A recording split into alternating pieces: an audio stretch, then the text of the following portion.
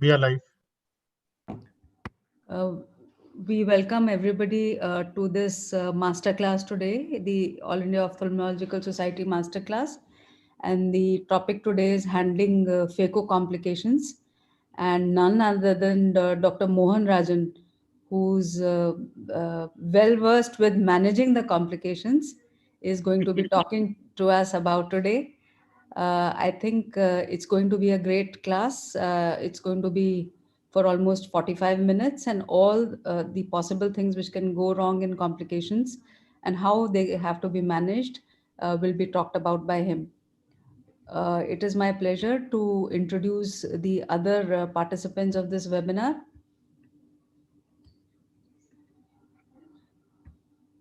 So we have our president, All India Ophthalmological Society, Dr. Mahipal Sachdev, who needs no introduction. He's the chairman and medical director for Center for Sight.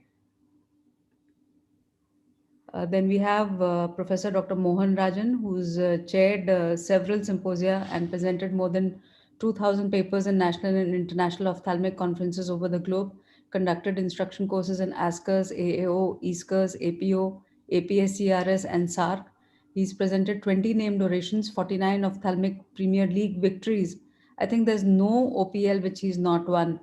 And he provides training to nearly 600 ophthalmologists about the latest techniques in cataract and vitreoretinal surgery, and he has published more than 42 publications in the peer-reviewed journals.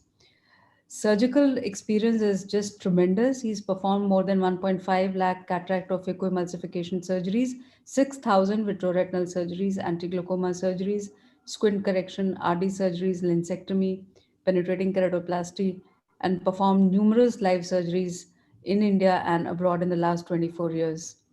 He's authored several books, to name a few: Learn Phaco the Easy Way, and For Your Eyes Only, which has been translated in various languages. And he has a chapter on advanced Phaco and complication management, and on advanced Phaco chop techniques and contact lens practice. Uh, Dr. Rajesh is there? Yeah, he's joined. Achha, Please. Dr. Rajesh Sinha is the Honorary Treasurer of All India Ophthalmological Society and the Professor of Ophthalmology at RP Center for AIMS, New Delhi. Rajesh, can you please introduce the next speakers? Yeah, next we have Dr. Madhavi, who has done a short-term fellowship on lasers in diabetic retinopathy at Arvind Eye Hospital, Coimbatore. And then we have Dr. Parth Rana, who completed his fellowship in comprehensive ophthalmology with retina surgery and ocular trauma from Drishti Netralaya at Dahod. And next, we have Dr. Tushya Om Prakash, who has been trained, has done his MBBS from Vaidehi Institute of Medical Sciences and has done from MS Ophthalmology from Vaidehi Institute of Medical Sciences and Research Center, Bangalore, and has done fellowship in cataract and refractive surgery from Om Prakash Eye Institute. So I would request Dr. Mahipal Sachdev to say a few words before we start the masterclass. Thank you very much, Namrata. Indeed, a pleasure to have Mohan as the speaker in the masterclass on complications. I think apart from the fact that Mohan is extremely well-read, well-trained, and also I think a vitreoretina guy who switched over from vitreoretina to cataract because he didn't find enough moolah in vitreoretina. But that actually, the early adapters to Phaco, a lot of them were actually vitreoretina people because they had that earlier hand-eye movement and the foot movement, and because they were used to the vitrectomy machines, etc. So I think they maybe found it a little easier to convert onto Phaco emulsification. But one thing about Mohan is that he's somebody who always has a smile on his face. He's somebody who is always positive to do something more, and always doing something out of the way, like whether it's rotary, whether it's doing a walk, or whether he's being the first one to get a vaccination done. I think he stands out as one who actually fills you up with zeal and encouragement to do more. And Mohan has obviously a lot of experience, as was said by Dr. Namrata, in phacoemulsification. And mind you, I would say that each and every person who does surgery is going to have complications. The great idea is to try to reduce the number of complications. And if you end up in a situation, how to extricate yourself out of that situation. That is the most important thing, I think, to actually keep calm. And a lot of us joke about and say that once there's a complication, the pulse oximeter should not be on the patient, it should be on the surgeon, because that's when you get into a problem and your adrenaline starts and you may lose your grit and patience and determination. So if you maintain your cool and calm and get out of it, I think that's the most important thing. And apart from that, Mohan has obviously, as Namrata said, the knack of winning the maximum number of OPL. So he actually creates complications to show in OPL. So, nobody better than Mohan to kind of come forward and show the complications and their management. So, Mohan, and I would say he's a great friend and always somebody that you can depend upon, very available and really a nice human being and a nice person. So, pleasure to have Mohan Rajan as the speaker today. And I think with that, Mohan, it's all yours. You can start. Can I share my screen? Yes, yes.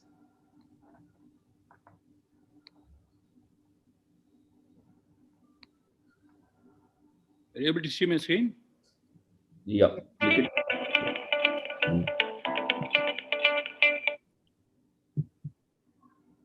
Very good evening to all of you. Happy Shankranti, Happy New Year. And let me at the outset thank the AIOS President, Maipal, Secretary, Namrata, Treasurer Rajesh, and the entire AIOS committee for giving this wonderful opportunity to me. Thanks, Maipal, for the nice words. I do not know whether I deserve it, but I'll definitely keep up my my reputation. And handling Phaco complications is the topic today for the masterclass. And the next 45 minutes, I'm going to talk about various complications, how we can avoid them. And if you have the complication, because without a complication, you cannot say that you are a Phaco surgeon. Okay, so either you are not a Phaco surgeon, or you are lying whether you are not, whether you are a Phaco surgeon. Any Phaco surgeon, whether you've done 1,000, 4,000, or 5,000, or 10,000 cataract surgeries, you will end up in a complication. You should know the difference between an ordinary and an extraordinary surgeon is how they manage the complications and get away with good results in these patients. So that is, I think, the main aim or objective of this masterclass. So let's start with the capsular rexus. As you all know, this capsular rexus is a problem, and especially in this intermission cataract. This Argentina flag sign can be very dangerous. As you all know, this Argentina flag sign, as soon as you touch, because of the intermission, because the interlenticular pressure is very high, the rexus can go either way. That is called the Argentina flag sign. This is very dangerous because, especially the one on the 6 o'clock position, the rexus can go around the equator and go into the posterior capsule, and it can lose the nucleus into the vitreous cavity within a millisecond. So that's what can happen. Once you have an Argentina flag sign, depending on the density of the cataract, this cataract was not very hard, you can convert that the one part of the one half of the rexus into a semicircular rexus, so there are no tags. Then again, making sure that you convert into a semicircular rexus. Similarly, on this side also, you convert into a semicircular rexus. Then go for a direct chop technique and make sure that you just lift the nucleus up into the iris plane. You don't mind losing some endothelial cells, but you don't want the nucleus or any stress from the bag, so the rexus does not go into the posterior capsule, losing the nucleus into the vitreous cavity. See, what I'm doing is I'm just lifting the nucleus with the Phaco chop technique or the vertical chop, and this nucleus, as I told you, is about grade 2 cataract. It's not very hard cataract. It's a very hard cataract. I prefer that you convert, or if you're, depending on the experience. I've done that in even hard cataracts, but in the message I want to give all the people here, because there are many beginners who are watching this, is that please don't hesitate. Don't get your ego come in your way. You can see that I'm just bringing the nucleus up into the iris plane, and now and then putting viscoat into the anterior chamber and making sure that there's no stress on the capsular bag at all. And this patient did very well. This patient wanted a multifocal lens, but I couldn't put a multifocal lens, obviously, because the bag is not intact. So I don't want any problem with the multifocal lens on a long term. I just put a single piece lens into the bag, and the patient did very well. So what happened if you have a intumescent cataract? You can just put a 27 gauge and aspirate the anterior compartment. Okay, this will decompress the front compartment of the thing and make sure the interlenticular pressure is taken care of. But only thing is, the only problem with this technique is that in about 50-60% of the time it will work. The remaining 40-50% still you can get an Argentina flag sign because the posterior component is not taken care of. You can see that I'm doing a rhexis after doing a decompression of the anterior compartment, and the patient did very well after that. Or you can have access to the catalyst or the Lensex or whatever it is, can do a femtorhexis, absolutely no problem, absolutely foolproof method, almost 100% of the time. The only thing is look for the skip areas. Don't expect a free-floating rhexis. Look for the skip areas, because if you try to pull the rhexis, it can have a tear, and the tear can extend to the posterior capsule. If you have access to the zeptorhexis, this thing, then you can have the zepto laser. Then you can put this thing in the nitronol, this thing which is there into the anterior chamber. Only thing is a little invasive. In a shallow AC, is very difficult to put.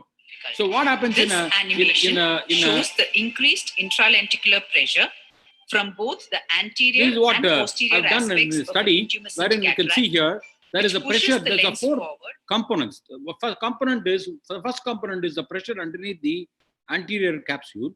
The nucleus is bulky in these cataracts. The pressure in front of the posterior capsule also, which you're not taking care when you're aspirating with a 27 or a 26 gauge needle. And there's also positive vitreous pressure. So what they do is, we have intumescent cataracts. I always do it under block and give a super pinky. I give a perioperative mannitol and Diamox, making sure the vitreous pressure is taken care of. And once you do that, then you want to do the puncturexis, that is with the straight needle, either a 0 degree or a 15 degree bevel down. You can see the puncturexis, because of the larger bevel, because of the larger opening or the larger bore of the needle, it is able to aspirate. At the same time, you can see the parameters, aspirate the front as well as the back compartment. Same time, because you're giving a burst of the phaco, it emulsifies and debulks the nucleus, it pushes the nucleus back and prevents the Argentina flag sign, which is again very, very important. The puncturexis works wonderfully well. In these cases, if you don't have access to the femtocataract, then probably I have to do the puncturexis as well. If you have escaping rhexis like this, you can see here, this escaping rhexis, as you can see here, it goes beyond the zonal attachment. And sometimes this rhexis can escape into the zonules and then into the posterior capsule, and you can get something like an Argentine flag sign even in an immature cataract like this. So what do you do? This is called the little rescue technique. So what you do is put a viscoelastic, a heavyweight viscoelastic like a Hyalon GV or a Viscoat or something like that, flatten that capsule and pull the capsular rhexis in the same direction, not in the opposite direction, the same direction. If you pull it in the same direction, you can see here the rhexis is coming back into the original position. You can see here slowly it is coming back into the original position, and then you can go ahead with the rhexis. This is called the little rescue technique, which you can adopt. And the only thing is, you have to be a little patient about that and try to make sure that the rhexis does not extend, because the rhexis is the most important step in phacoemulsification. If you get the rhexis right, about 60 or 70% of your battle is won. Dense brown cataracts like this, sometimes you can use excess phaco energy and again end up in a corneal burn like this. Okay, if you use, especially when the wound is tight, or if you're not removing the viscoelastic, especially the viscoat, which is there in the anterior chamber, and then try to give the phaco power, which happens not uncommonly, and you can have a corneal burn. If you have a corneal burn like this, then it can be a real problem. But the corneal burn, don't take it lightly, because the corneal burns can produce wound gaping, wound infection, inflammation, endophthalmitis, astigmatism, irregular astigmatism, all these problems, and very difficult to suture a corneal burn. You can see here, in this corneal burn, I had to do multiple sutures to close this corneal burn. And the patient, I had to put almost 3 or 4 sutures and make sure this corneal burn is taken care of very well. Otherwise, this will end up in trouble. How to avoid a corneal burn? Make sure that the incision is not very tight. Make sure that you don't use excess phaco energy. make sure that you remove the viscoat from the anterior chamber and make sure that all these parameters are protocols are followed to prevent a corneal burn. You can see this is an arcuate incision I have done with the Femto, and can see here, this arcuate incision is leaking, okay? As soon as I went inside, it's arcuate. So what is the most important? When is any incision which is leaking, don't proceed with your Phaco. That is very, very important. Don't proceed with the Phaco. Come out, inject viscoelastic into the anterior chamber, whatever viscoelastic you have access to, and then suture that wound. Suture that, because this leaking can be a problem throughout, can have a problem of the PC coming in front, the AC shallowing, and all these problems, the endothelial loss, especially when you have a brown cataract like this. You can see I've done a Femto in a very brown cataract in this particular case. Once you suture that wound, and you can go ahead with the phacoemulsification without any problem. So you need to go that extra step and make sure that the corneal wounds are sutured and there is no leak during the wound, during the surgery, entire surgery, which will make your life very, very difficult. I'm sure everybody has gone through this problem for Decimation detachment. If you see a limbus to limbus corneal edema like this, for a patient whom you probably didn't use much phaco energy, even if you use much phaco energy, that phaco, that corneal edema will be mainly in the center. If you have limbus to limbus corneal edema, within 24 hours, if the patient comes to you, then probably there are two conditions you have to think of. One is the Decimation detachment, which is there, or another is a condition called TAS. So once you do a AIOS OCT, I'm sure everybody has got access to the OCT now, they can see the Decimation detachment very, very clearly. So when you have a corneal edema postoperatively, which is unusual, you don't expect a corneal edema in this patient.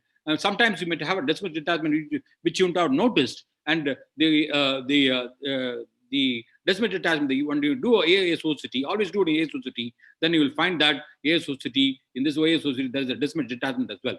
This is the preoperative photograph, and this is the postoperative after air injection in a thing wherein the Decimation is completely attached. How do you inject air? You can see this particular case opposite the area of the Decimation detachment. Go with the 30 gauge needle with an air, and you can see, make sure that the needle is slightly intracorneal, and make a small tunnel, and then go into the anterior chamber and inject air so that it comes in a thing, and make sure that the patient is positioned flat in the prone position for quite some time. And you can see the Decimates. As soon as you apply the air into the anterior chamber, the Decimates, the cornea will start clearing up. At the Decimates, you can see that within half an hour or 1 hour, the cornea will start clearing up. It's saying another patient, the air injection, Decimation detachment, identification of Decimation detachment on the table is very, very important. When you see a Decimation detachment on the table, make sure that you keep on injecting viscoelastic, push the Decimates up, and make sure that sometimes you can chew up the Decimates during the surgery, and you can end up in a problem like this. As you all know, posterior polar cataract is a very major issue, and incidence of PCR, the nucleus drop, the plaque on the posterior capsule. Always look at the fellow eye in a posterior polar cataract. If you have a mature cataract like this on one side, always look at the fellow eye. If the fellow eye has got an anterior chamber IOL, or an iris claw lens, or a lens in the sulcus, or a scleral, or a glued IOL, or something like that, always think that this patient probably has a posterior polar cataract in this eye as well. So you need to be very, very careful in your rexes, very careful in your hydrodissection, very careful in your phaco parameters as well. Just to show you the posterior polar cataract, can see here, I'm doing a rexus which is about 5 millimeter. Don't make the rexus too large, don't make the rexus too small as well. If you make it too small, you may find it difficult to do the phacoemulsification. Too large, very difficult to put a lens in the sulcus and do the capture, which is very, very necessary in optic capture, very necessary in a posterior polar cataract. You can see here, as I'm trying to flip that nucleus, you can see the plaque on the posterior capsule, which is there on the posterior nuclear plate, and I'm injecting viscoelastic. Every time you come out of the eye, inject viscoelastic and come out of the eye. And then I'm doing a coaxial irrigation aspiration, which I normally do. I don't do a bimanual. Once I notice a PC tear, then I go into a bimanual. If you notice a PC, you can see that as a PC tear is opened up, then I create a right side port and do the bimanual, inject viscoat, and then try to remove the cortex. So once I know that there's a vitreous which is there in the anterior chamber, and then go ahead and do an anterior vitrectomy in this particular case, and then go ahead, always remove the vitreous, and then making sure the anterior, that is the anterior chamber, maintainer of which is on the left side, and then change the cutter and change the irrigation aspiration. Or you can use the cut IA or the IA cut which is also there in the vitrectomy mission, and then make sure that you remove the vitreous first and then remove the cortex. So once you do that, then you can see that there is a typical posterior polar cataract. There are two parallel lines on the posterior capsule, which is unlike a posterior capsule rupture, which can be round or a oval or something like that. The two parallel lines, which shows that there's a pre-existing dehiscence in the posterior capsule. Very difficult to do a posterior capsular excess in this. Very difficult to put a lens in the bag because it can slip into the vitreous cavity or lie on the macula the next day. So what I do is always put a multi-piece lens in the sulcus, but don't leave it in the sulcus. Very, very important. Don't leave it in the sulcus. Always make sure that this optic is captured. That is the reason why I want a 5 millimeter excess and not a very large or a 5.5 millimeter. If you have a 5.5 millimeter excess, then you have difficulty in capturing this optic into the rhexis margin. You can see that this is very, very important. The haptics are in the sulcus, but the optic is captured into the rhexis margin. That is called the optic capture, and the lens is completely blocked into the capsular bag, as if the lens is in the bag. And you can see this is a very, very, the end point is the ovalization.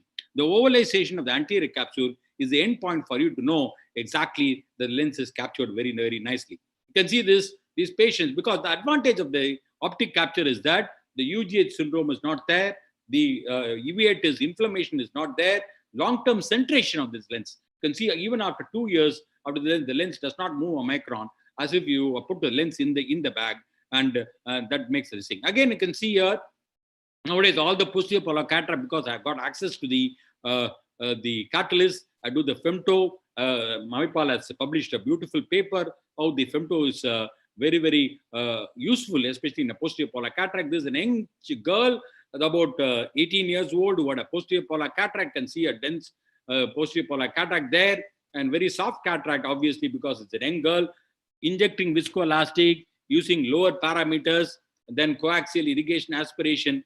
And unfortunately for me, in this case, the posterior capsule was intact, but there was a very dense plaque on this. You cannot yak these plaques because it's very difficult. You have to use very high energy. So I did what is called a plaquectomy. So you can try and remove the plaque without damaging the posterior capsule as well. Sometimes you might have to use a bimanual technique. You can see here, I'm trying to do that. I'm using a bimanual technique, something like that. So it's similar to the membrane peeling or the epiretinal membrane peeling, which is there. Sometimes the membrane peeling, which is there on the retina when you do the vitrectomy as well. In this case, I put a symphony lens into the bag, and the patient had fairly good vision, 6/9 N6 postoperatively as well. So the PPC pearls are peribulbar, parabulbar anesthesia, rhexis 5.25, hydro delineation, no hydro dissection, femto delineation can be done, which has been shown by Abe, slow motion phaco, low flow parameters, do not attempt to rotate the nucleus, inject viscoelastic every time, bimanual IA. Okay, this is black cataracts. You can see here the black cataracts. Many people say, why don't you do an SICS or a thing? I do only phaco emulsification. Only thing is you need to follow certain protocols. In these black cataracts, I do a larger rhexis. I do a rhexis of about 5.5, 5.75, sometimes even 6 millimeter, because I need that space in the posterior chamber for me to chop. You can see here, I'm doing the quick chop express. In this particular case, I'm using a sharp chopper made by me, made by Appasamy. And you can see here how it's opening up the posterior nuclear plate. The key is to make sure the posterior nuclear plate is completely fractured before you get the nucleus up into the anterior chamber. Now and then inject viscoat. I don't have any financial interest, and bring that nucleus into the thing, and you can guarantee clear corneas in all these patients, irrespective of the density of the cataracts. That is what is important. Again, following the parameters, very, very important. In this patient, I had to put a toric lens. You can see the marking on the cornea as well. You can see that I'm doing a phaco. I use the Stellaris machine, whatever machine you're comfortable. I prefer the Venturi system for this particular types of hard cataracts. The sharp chopper, I have the 1.75 or 2 millimeter chopper. The 2 millimeter chopper is what I use for the black cataracts or cataract nigra. The 1.75, the cataract rubra, or the red cataracts, the brown cataracts, I use that as well. More importantly, you can see here, I'm seeing that very, very important. I'm seeing that posterior nuclear plate fractured very, very nicely before I get the nucleus up. Always use the cold phaco technique, that is the micropulse or the hyperpulse, which is available in tube, and injecting viscoelastic. Don't be in a hurry to do these patients, and we can see. Again, you can see this Ifis is again a very major issue. In Ifis, what happens is in patients who was on tamsulosin, the iris starts coming on down on you through all the ports. You can see here when I'm doing the rexes, the iris is coming through the side port, through the main port, and all these are problems. You need to have a make sure that there's a longer tunnel in these patients, and make sure that you use a good viscoelastic, and sometimes you can use the Phenocaine Plus, which is made by the Entod as well. If you have an Ifis like this, you can see here, this is a bimanual Phaco. It is doing a long time back. At that time, I didn't even realize there was a condition called Ifis. And this, you can see here how in this patient, the iris is so floppy and comes into the port without any problem. Once the iris comes into the port, it becomes a very, very messy affair. And because the iris can get damaged, the iris become atonic, iris bleeding can occur, hydrodialysis can occur, PC tear can occur, the pupil can become small, and all these problems can occur. So you can see here, this is a patient, I had a Femto, and the patient was on Urimax. You can see here, once I found that the iris is starting coming out, when I did this thing, you can see the iris is starting. I'm just putting some viscoat into the anterior chamber to push the iris. Immediately, I proceed, because this is a fairly hard cataract, I put iris hooks in the beginning itself. So make sure that in the beginning itself, I want to make sure, because this pupil is definitely going to come down on you. And if it comes down on you halfway during the surgery, it's going to make matters worse for you. It's going to add fuel to the flame, and you can end up in all the complications because of that. So I've done this right in the beginning of the surgery, and this is very, very important for you to understand this, because if you have an iris, my cutoff level is about 6 millimeter, depending on the hardness of the cataract. PCR, posterior capsule rupture. You can see here traumatic cataracts, cataracts post-vitrectomy, posterior polar cataract. We just now saw that, hard brown cataracts, patients with pseudo-exfoliation. All these are patients you can anticipate PCR. You can see this is a hydro rupture. You can see one of the most important things is when you do a hydro dissection, okay, make sure that every time you do a hydro dissection, you decompress the bag. That is what is called, you push the nucleus back into the bag. If you don't do that, if you go through this video again, you can see here, I'm doing the hydro dissection. I'm not pushing the nucleus back, and then I'm going ahead and I'm putting in another quadrant, I'm trying to do the hydro dissection. You can see here, I'm not doing that, and then going ahead, you can see how the nucleus just opens up, and the rexis opens up. This is a very, very dangerous sign, because this rexis, the hydro rupture, can open up the posterior capsule as well. And as soon as you put the Phaco probe, the nucleus will go into the vitreous cavity. Okay, it has happened to me, it has happened to you, it has happened to everybody. And this hydro rupture, the pupillary snap sign, which has been described by Ronald Du, is very, very important. The mistake I did was not to decompress the nucleus. When you're doing multiple quadrant hydro dissection, make sure that you push the nucleus every time after you see a wave, push the nucleus. And because the nucleus comes forward, you push the nucleus. Otherwise, you can end up in a acute capsular blowout, and you can lose the nucleus. When you have a PCR, if you have the coaxial irrigation aspiration, what do we mean by coaxial irrigation aspiration? The coaxial irrigation aspiration means the irrigation and the aspiration are in the same port. When you have a PCR, if you have a coaxial irrigation aspiration, what will happen? The PCR will become more. What is initially a 2 millimeter, within a few seconds, it will become about 6 or 7 millimeter and not be able to put a lens in the back. And it will produce more and more hydration of the vitreous, and more and more vitreous is like a tsunami. More and more vitreous will start coming into the anterior chamber. But if you have a bimanual, that you have a PCR, bimanual means the irrigation is separated from the aspiration, or an anterior chamber maintainer like this, and then go with the cutter. So separate the cutter and the irrigation, or the aspiration and the irrigation, and that is what is the main key. You can see this is a PCR, and most importantly, this is a one of my Phaco trainees. You can see here, this is a PCR, and the nucleus is sinking into a part of the nucleus is sinking into the vitreous cavity as well. You can see that the PCR is occurring. He didn't even notice there is a PCR. But more importantly, you can see this is what happens. This is what you should not do. Do not pull out. When you pull out, what will happen?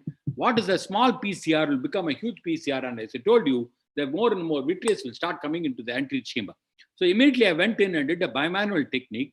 And always remove, as I told you, remove the vitreous. This was done long time back, about 13 years back, and see the date also. And I didn't have access to tricot. And if you pray to God, the nucleus will start coming up. Okay, so depending on whatever karma you have done, you can see the nucleus has come up, and then I supported that with the irrigation. Nowadays we do the IOL scaffold, which has been described by Amar, but at that time we didn't have that. And I did a vitrectomy again, and then make sure that you remove the vitreous, and then go ahead and remove the cortex and the epinucleus. Don't be in a hurry to remove the cortex and epinucleus without removing the vitreous, because every time you remove the cortex and the vitrea and the epinucleus, in the presence of vitreous, which is there in the anterior chamber, there's a traction on the vitreous base and can produce retinal detachment, and retinal breaks in the periphery, and all these problems can occur. So that is what I'm telling you. The long-term results are very, very, very important in a PCR. You don't want to create a CME. You don't want to produce a retinal detachment. You can see that I removed the vitreous and then went ahead and put a sensor acrylic multi-piece lens in the sulcus, and the patient did very well. So this is again very, very important, because the capsular resist is very important. And again, at that time, I didn't capture this lens, but the patient did very well. Again, if you have PCR, you can see this is the last quadrant. When you have a last quadrant, you can see a dense nucleus, brown cataract. You can see this is because of the surge. I was using a second generation Alcon machine at that time, and you can see that, and the Phaco machine, and you can see that when I'm doing that last piece, because of the post-occlusion surge, there is a small tear in the posterior capsule, just like a posterior capsular excess. But I didn't lose my calm. I injected viscoat into the anterior chamber, and then slowly came out of the eye. So that's asked the assistant to lower the bottle light, injected viscoat, stabilize the anterior chamber. So what I do is, because you are in an agitated state of mind, because you may be operating on a VIP or a doctor, go in for the bimanual, immediately create a right side port, go in with the bimanual. The viscoat tamponates the break. The viscoat tamponates the break, and the bimanual irrigation also tamponates the break and prevents hydration of vitreous. There was a small amount of vitreous which is there, and then I went ahead. But more importantly, you can see that whatever the PC tear in the beginning, about 2 or 2.5 millimeter, 3 millimeter, whatever it is, it was the same even at the end of the procedure, and I was able to put a MA60 lens into the bag, and the patient did very well. So this is an important thing. You can see again a posterior polar cataract, another patient, and the posterior polar cataract I already have shown you. And again, you can see here, I'm injecting viscoelastic. I notice a huge PC tear. Once I notice a huge PC tear, then I go bimanual. Now I use tricot. Use tricot because preservative-free tricot is available with you. You can dilute it 1:3, and this is available as Orocot. I don't have any financial interest. Use tricot, remove the vitreous, because vitreous is a colorless substance. And you can go to the pars plana, beautifully shown by Abe. You can do I'll show you one more video later, probably about the pars plana approach also. And once you remove the vitreous, then you can remove the cortex and go ahead with the thing. If you have a small PC tear, and you can go ahead and do a small posterior capsular excess like this. If you have a small PC tear, you can do a posterior capsular excess. This is very, very important. Go ahead and put a lens in the bag. If you have a PC tear and try to put a lens in the bag, when you put a lens in the bag, it will start extending, and you can lose the lens into the vitreous cavity as well. You can do a small posterior capsule, because the posterior capsular excess definitely has got better strength. So you can see this is a PCR, and I put a IOL in the bag. I'm sorry. Yeah, you can see there's a PCR which is occurring. I inject viscoelastic into the thing. I notice a PCR. There's a small linear PCR there. You can see that the linear PCR which is there in this area. I can see in this area, and immediately I inject viscoat into the anterior chamber. The viscoat is probably a fantastic thing to use. And then whenever I come out of the eye, inject viscoat and maintain the anterior chamber, and then you can see that PC tear is there. I'm not able to convert that into rhexis tear because it's something like a linear tear which is extending into the zonules as well. So went ahead and put a Alcon single piece lens into the bag, and hoping that the PC tear will not extend, because again, when you do a when you put a lens in the presence of a PC tear, make sure that it gently nudge that trailing haptic into the bag instead of dialing it inside. You can see when I try to do that, unfortunately for me, the PC tear you can start extended. but there's no vitreous in the anterior chamber. But fortunately for me, the lens was stable and the patient did very well. Again, you can see a femto, and this is one of the earliest cases of my femto way back about 3 years back when I started the femto. See, the problem is in femto, already the hydro delineation, hydro dissection is there with the gas bubbles. Don't try to be very aggressive. I tried to be very aggressive, especially in hard brown cataract like this. I tried to be. So what happened was during the phaco emulsification, you can see here, I am this probably there was a PC tear, and which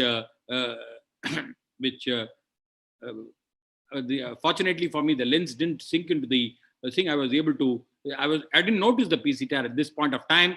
I went ahead with the phaco emulsification. You can see the pupils are also becoming small. So again, another important message I want to give: when you have a PC tear, you can see here, I've noticed the PC tear there, and then I injected viscoelastic into the, especially viscoat, and try to levitate that nucleus into the thing always. And you can put an IOL scaffold also, but making sure that the vitreous is removed in this thing. So I extended the incision and tried to bring the nucleus out into the thing and went ahead with the news. Again, with the sulcus IOL. Nucleus drop, as you all know, is a nightmare for phaco surgeons. The incidence is 1.1%.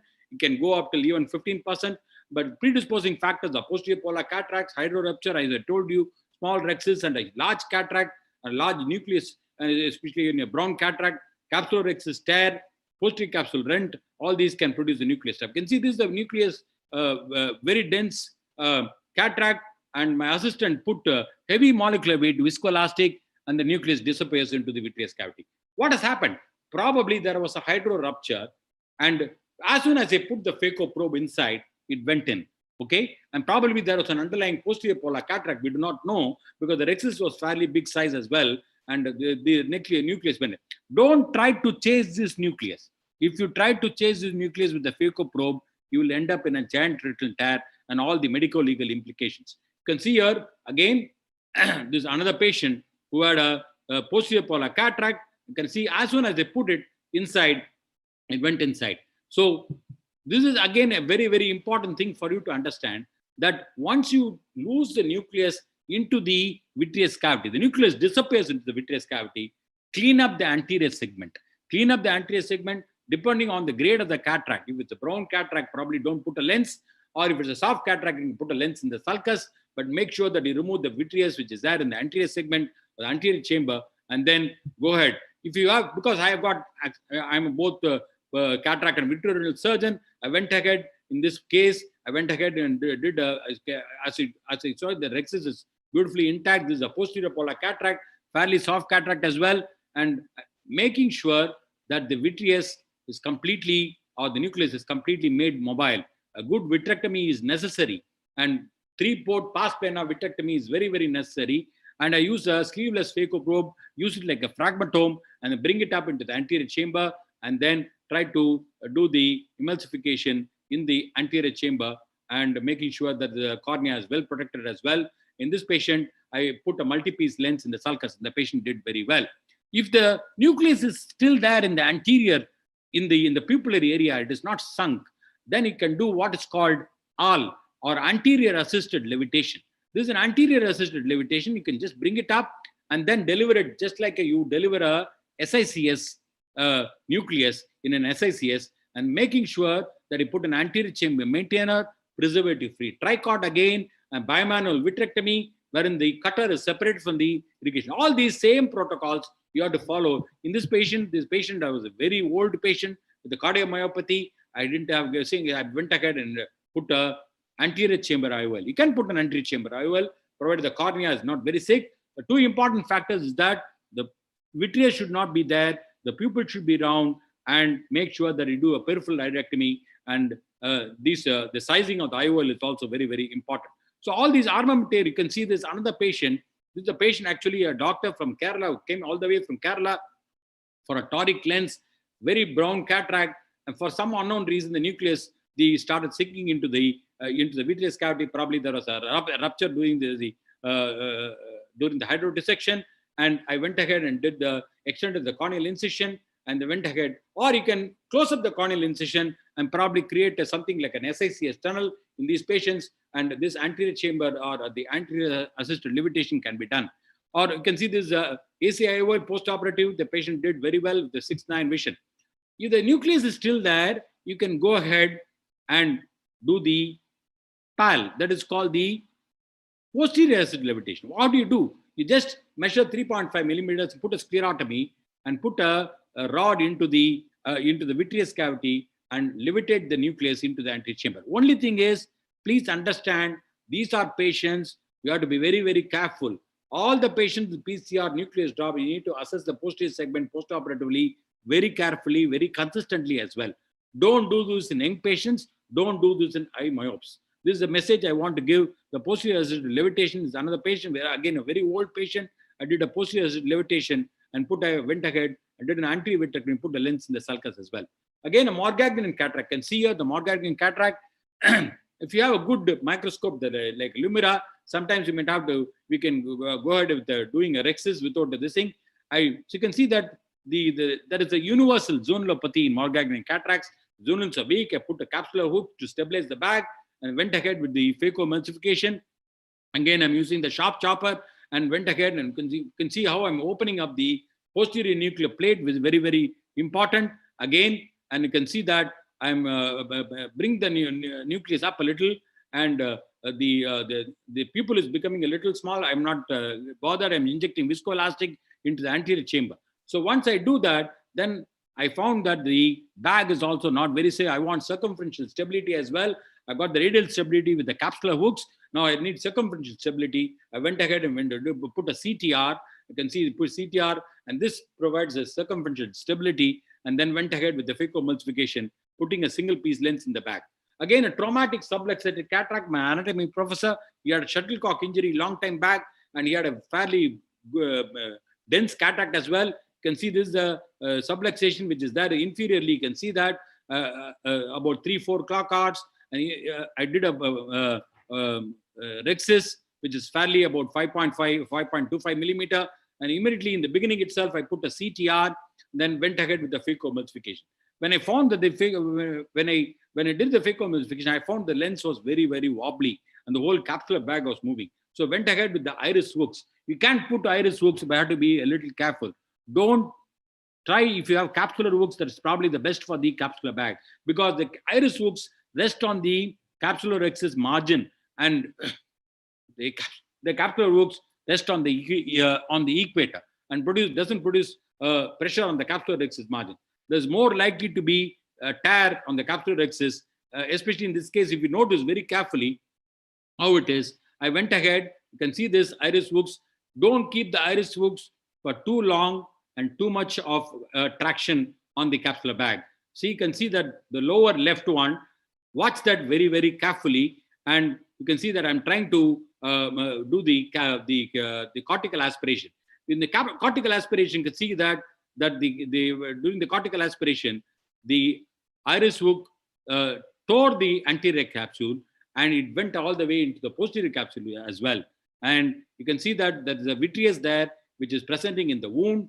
And I went ahead with the multi-piece lens, the MA60 lens, and hoping that I will be able to put the lens in the sulcus. So I went ahead, and this is all the rush of blood decisions you have to take, and went ahead with the again making sure the vitreous, and then went ahead with the trocar and cannula into the posterior approach, the pars plana vitrectomy.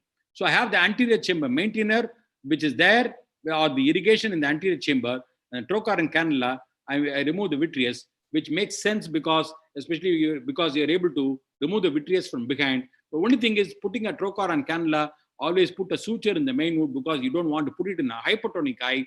Make sure the anterior chamber is very firm before you put that.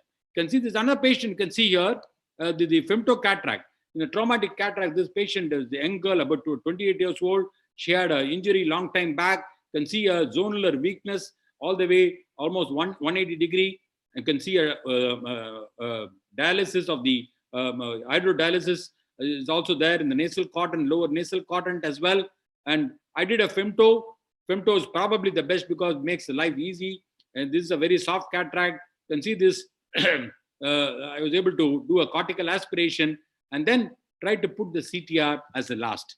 After the cortical aspiration, you can stabilize the bag, you can put the CTR as the last, or can put the CTR in the beginning. I tried to put the CTR as late as possible. It is only a surgeon's choice. Then went ahead and put a thickness lens, a single piece lens into the sulcus. The patient had traumatic mydriasis as well, so I had to do a single pass 4-throw pupiloplasty, the SFT, which has again been discovered by Amar Agarwal. You can see the way it makes life easy, and this you can see that I'm doing that multiple throws all round, and I'm trying to. It's a very, very easy technique. Only thing is you need to make sure and bring the loop out and pass it 4 times into the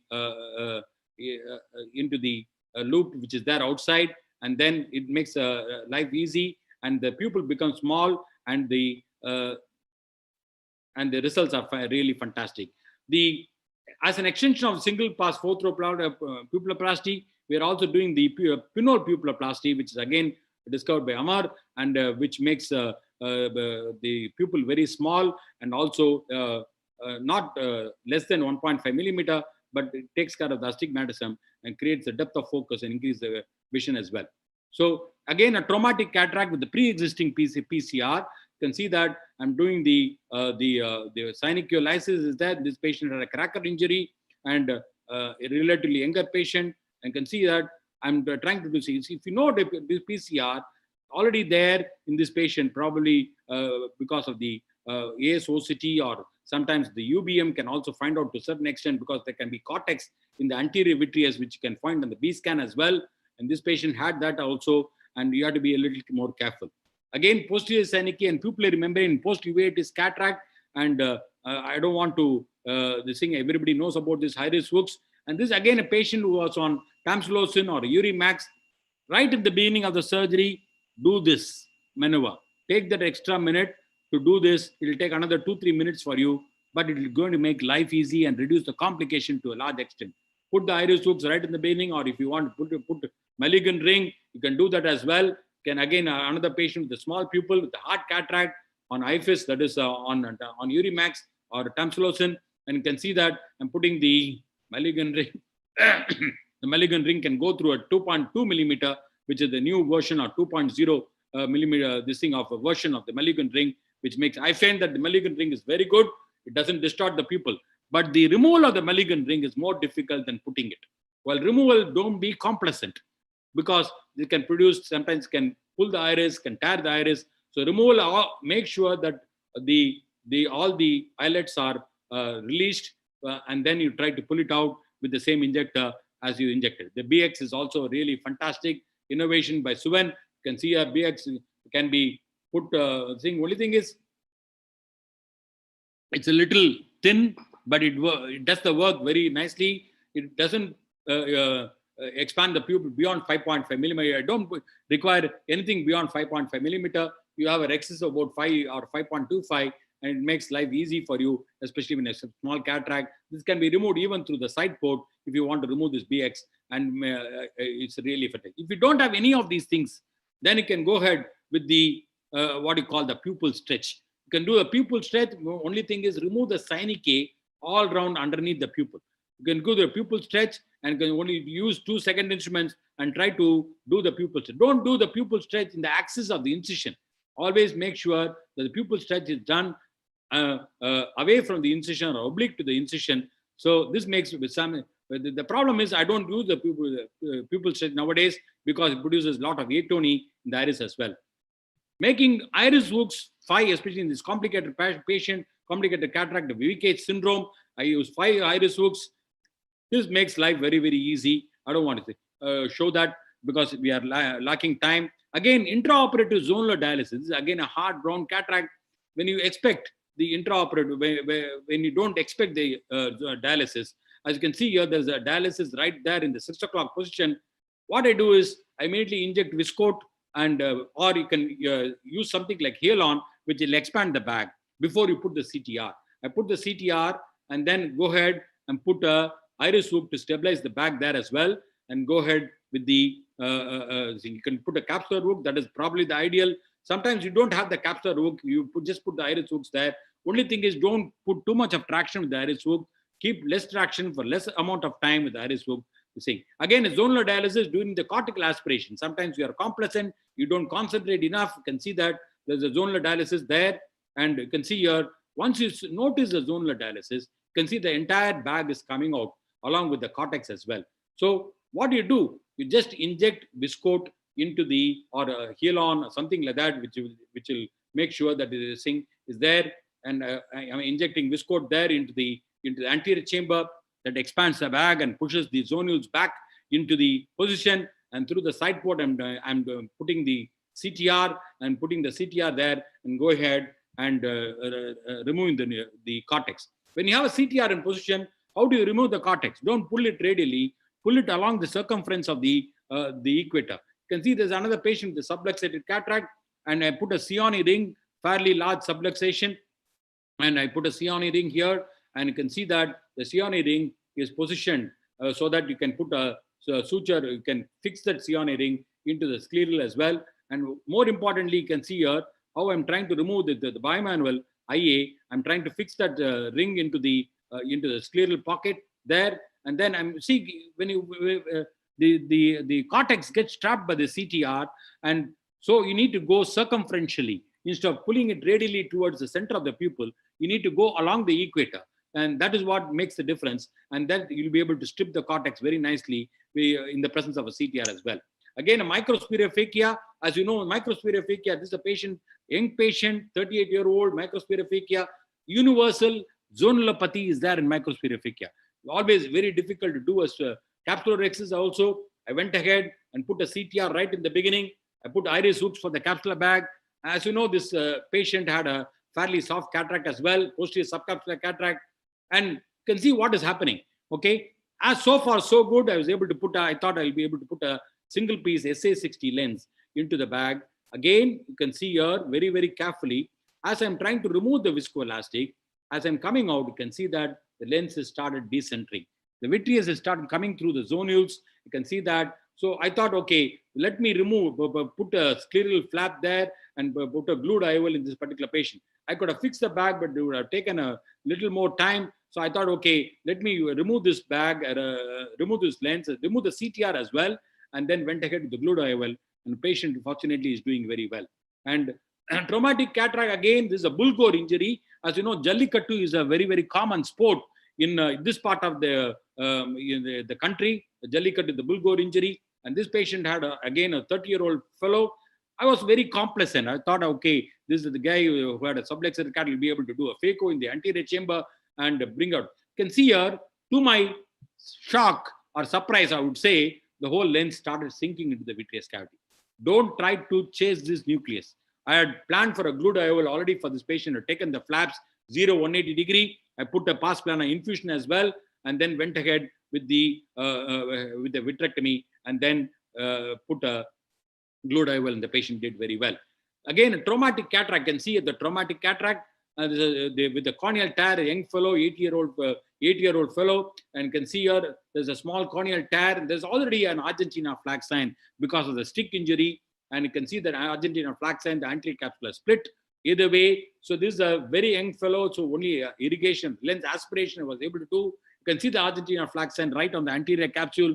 So what I did was I just converted similar to what I showed in the beginning.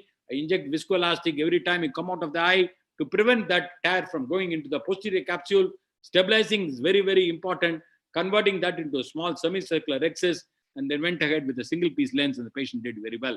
Expulsive hemorrhage, this is just to show you an expulsive PK when we had a PK, but it can happen with cataract surgery as well. Only thing is, there's something which I learned always. Daljit Singh used to say, put a thumb on the eye and put your finger on the eye, and that is what you can put a cotton bud. You can see the expulsive hemorrhage, which can be a very, very disastrous. Now, something to do with the IOLs. When you do see this is a IOL, supraphobe IOL, but the supraphobe IOL, when they came, they didn't have an injector. Okay, the mistake which I did is I used an Alcon injector for the supraphobe IOL. You can see here what I'm trying to do is I used an Alcon injector supraphobe. The whole lens is coming out with the jerk. You can see here the coming out with the jerk and rupturing the PC, and the lenses started sinking into the vitreous cavity as well. So what do I do now? I create a right side port and do what is called an anterior assisted levitation of the lens We saw the anterior assisted levitation of the nucleus. Now we saw the anterior assisted levitation of the lens, making sure that you put viscoat underneath and making sure that the vitreous is not there also. Because once you bring this nucleus, the lens up into the anterior chamber, this is a supraphobe lens. Unlike the SH60 lens, you don't have very thick haptics, and we can put this lens in the sulcus as well, and the patient did very well. Again, this is a patient with a pediatric cataract. You can see that once I put the lens, I put the posterior capsular rhexis, the lens had other plans. You can see the lens somersaulted. Okay, suddenly it's somersaulted. This can happen when you have, see this, suddenly it's somersaulted. Not only it's somersaulted, but also went through the rhexis into the vitreous cavity as well. So it dropped into the vitreous cavity within no time, and we had to do a what you call a pars plana vitrectomy and remove the lens and put the lens in the sulcus in this particular patient. Again, another patient can see a dislocated or a subluxated IOL. This patient came to us, referred by another surgeon to us. Can see a single piece, what you call hydrophilic lens, the Rayner type. We thought we'll be able to fix that. We took the scleral pockets there, or the scleral grooves. We thought we'll be able to fix it similar to the ninoprolene or the tenoprolene. We thought we'll be able to fix.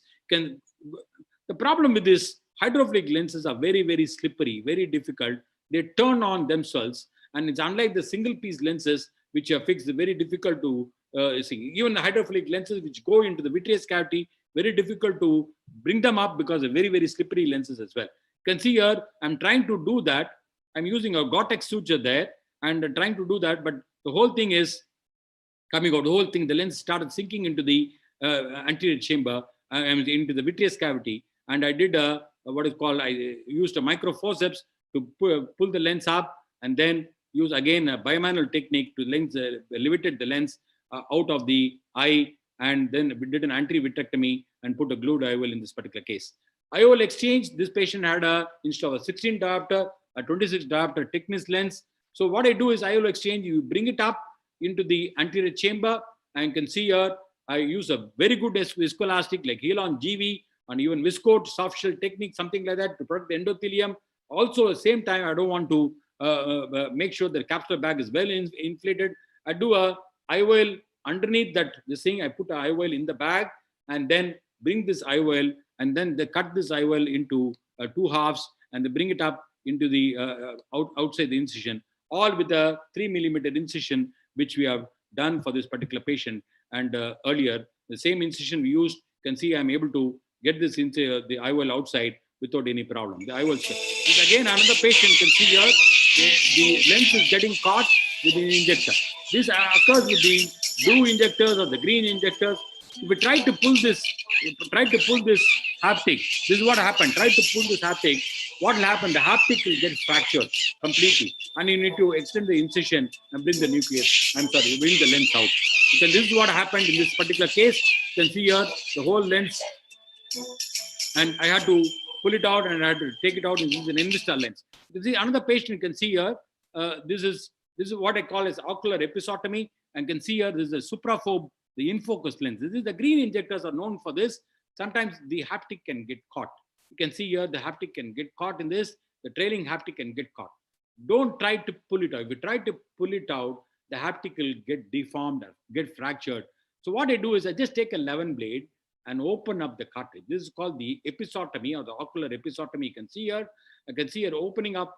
Once you open it up, it creates more space for the haptic to come out of the injector. You can see slowly I remove that haptic without any deformation, without any cracking of the haptic. I was able to put the lens in the bag without any problem, and I don't have to expand the lens as well. Again, Invista lenses, which unfolds very, very slowly, which I've shown in so many OPLs. This is something which you have to keep in mind. The lenses, IOL complications, you have to be, especially at the end of the surgery, you're a little complacent and you are a little overconfident. So sometimes when you have a tight cartridge, don't put this lens. We have tight cartridge when you have a lot of resistance in putting the lens. The take-home message is, as far as Phaco complications is concerned, prevention, recognition, and management. Keep a cool, and that produces an optimum results for you. And I'm sure your patients will be happy and will also be happy. Thank you very much, AIOS, for the wonderful opportunity. Stay home, stay safe, stay healthy. Thank you, Dr. Mohan Rajan. I think that was a complete encyclopedia of complications. I think you should do a video atlas of complications in Thank you. phacoemulsification. Everything that was possible was touched upon. The complications are now open for discussion. Dr. Maipal sir, would you like to say something first? Then we can take. Mohan, thank you very much for an excellent presentation as always. I think you have searched a lot from your old videos also, where we could see you putting foldable lenses through the holder folder and then going in with the Kelman multiplex, etc. So one can easily see the evolution that has happened over time. And I think you have highlighted significantly the points that one needs to remember to manage certain complications that happen. And I think at times when I take certain interviews from people, they say, "Sir, I have never had a complication." So I just tend to uh, keep my smile away and say that, okay, you never have complications. That's great. So the next question I ask, do you operate? So that is the most important thing, that yes, over time, there are certain things which have really gone out of, we don't see them. For example, wound burn. I distinctly remember that when we had the initial Phaco systems where we were working on high powers and they weren't that efficient fluidic systems, you would get wound burn because you would put the Phaco machine on 100% power and linear that too. So nobody is using a linear Phaco today, and that is something very, very important. What I think your last slide was the one of the most important slides, which was to say that you have to keep your calm and cool and you have to assess yourself. For example, the thing that you showed on, say, a PCR, the most important thing is not to withdraw your irrigation aspiration immediately, because that will just increase the positive pressure and it will increase the depth of the extent of PCR. So you need to kind of gradually withdraw, and as you withdraw, you need to inject viscoelastic, which you rightly showed. So I particularly would want to ask you one thing, that as a direct chop surgeon, do you really think that a technique, why are people more apprehensive today to do a direct chop even till date? There are lots and lots, not that it matters, but there are lots and lots of people who are still on divide and conquer or on stop and chop. Do you think a direct chop, according to, why do you prefer a direct chop over a, say, a stop and chop? Direct chop definitely has got produced less stress on the bag, number one. Number two is also the amount of phaco energy which is delivered into the anterior chamber is very, very less, especially when you're doing with hard cataracts. Otherwise, doing a divide and conquer, producing a trench, that takes, and also reduces surgical time to a large extent. So the why people are not doing direct chop, the reason I find is that because in direct chop, you need to be a bimanual surgeon. Okay, your left hand has to work more than the right hand. Okay, in divide and conquer and stop and chop, you can be only a right-handed surgeon and get away. Okay, in a direct chop, you need to have that combination, the bimanual. You need to, that ambidextrous is very, very, very, very important. And coming to your corneal burn, even I didn't have a corneal burn for a long time, my pal. But what happened was, this particular corneal burn, please understand, this is a message I want to give. When you're using viscoat, especially for harder cataracts, please remove the viscoat. Okay, remove a part of the viscoat at least, and then try to do a trench. Give a phaco power. So what I did was, I didn't remove the viscoat and then try to give phaco power, and immediately within a millisecond, I could see the cornea becoming white. So not because I used excess phaco energy, because I didn't remove the viscoat. The viscoat plugs or clogs the tip, and that is what happens. This is something which I wanted to tell. So when you are using viscoat, because everybody is asked using viscoat, because viscoat, you need to remove the viscoat before you do a trenching or whatever, you give the phaco power. And one thing I think I'll just ask Tushya to come in there, and I think Rohit and Tushya, they have described two particular things. One is the motility, flap motility sign. I think that's something important that you can just re-emphasize. And the second thing is, in cases of Ifis, what they have proposed and said is that the side port incision is equally, if not more important for you to control this. I distinctly remember, as you said, the first case, you didn't know that there is something Ifis, because Ifis, when it was described by David Chang and all, even I didn't realize as to what is happening. And then I had vaguely read something. I went back and I presented it one of the DOS monthly meeting, and one of the heads of departments of one of the medical colleges stood up and said that this is nonsense.